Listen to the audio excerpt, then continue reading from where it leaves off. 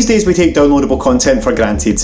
In the online era, any game worth its salt will see extra features hidden behind DLC, breathing new life into some releases, or if I'm being cynical, ringing gamers out more of their hard-earned money. But back in the days before consoles had true online connectivity, a time of clunky cartridges and grey peripherals, downloading these extras was a different story. Today we're going to look at some examples of proto DLC, how developers expanded pre-existing games when data wasn't quite so easily distributable. Let's start with quite a famous example that I'm sure plenty of people will remember. 25 years ago, Sega were facing a race against time.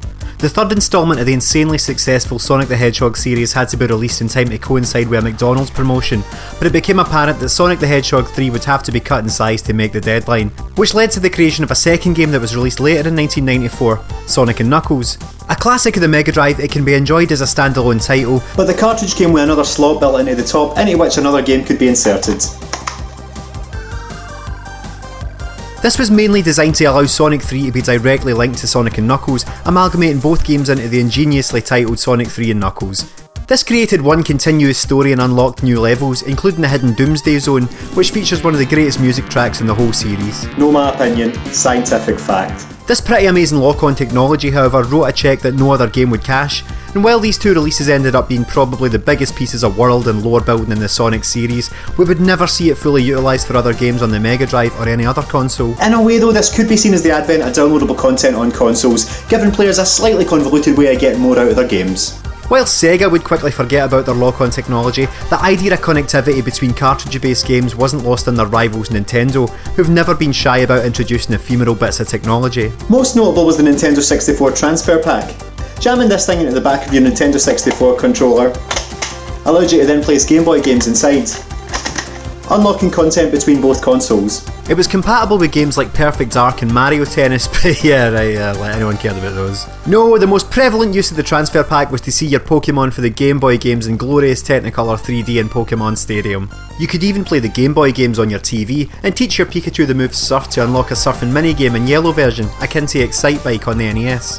Nintendo continued this kind of physical add-on DLC into the 2000s though, even after the advent of online play. They were a wee bit behind Sony and Sega in terms of internet connectivity back then. The Game Boy Advance had the e-reader, another cartridge-based peripheral that allowed you to swipe cards in order to unlock bonus content in several of its games. Some notable examples were Super Mario Advance 4, in which you could obtain items and even brand new stages by scanning cards, as well as videos of developers playing the game almost like a pre-YouTube version of a Let's Play. Pokémon Ruby and Sapphire sealed legendary Pokémon and new trainers and items behind these e-reader cards, as well as behind some actual Pokémon trading cards. What's particularly interesting though is that these games feature an infamous glitch which would stop time from moving in their internal clock, making it impossible to grow and harvest berries. In Japan, special e-reader cards were actually distributed that patched the error without the need for an online download.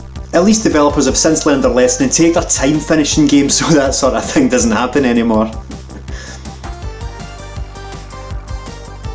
Cheat cartridges were a similar idea that did what they said in the tin. You popped these into your console and inserted the game directly into them. Instead of the game's title screen, you'd then be greeted with a list of ways to breeze your way through it, with things like infinite lives and invincibility, although half the time you'd end up just corrupting your save data. Still, these were great fun for messing around with different codes to produce interesting effects that developers never accounted for. A fond memory of mine from when I was a kid was going to Hampden Park for Nintendo Official Magazine's Pokémon tournament. The prize for defeating the editorial team was the mythical Pokémon Mew. Armed with a cheat cartridge though, I stuck up for the underdogs by allowing a crowd of defeated players to use it to get themselves the legendary Pokémon anyway.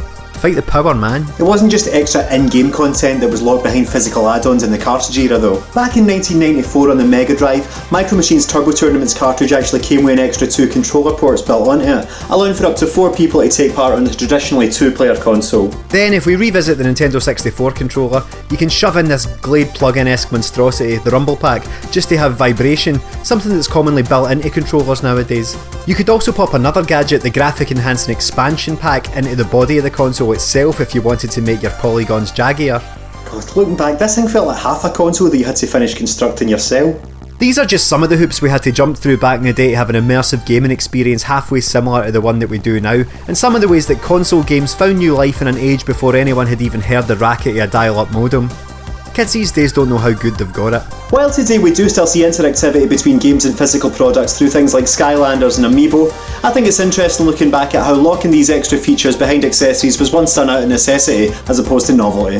As always, thank you for watching the video, and be sure to subscribe to BBC The Social Gaming if you enjoyed it.